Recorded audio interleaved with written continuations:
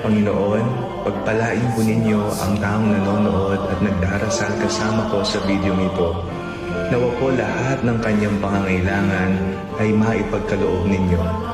Ilayo niyo po siya sa lahat ng kapahamakan, bigyan ng malusog na pangangatawan at kasagutan sa lahat ng kanyang mga panalangin.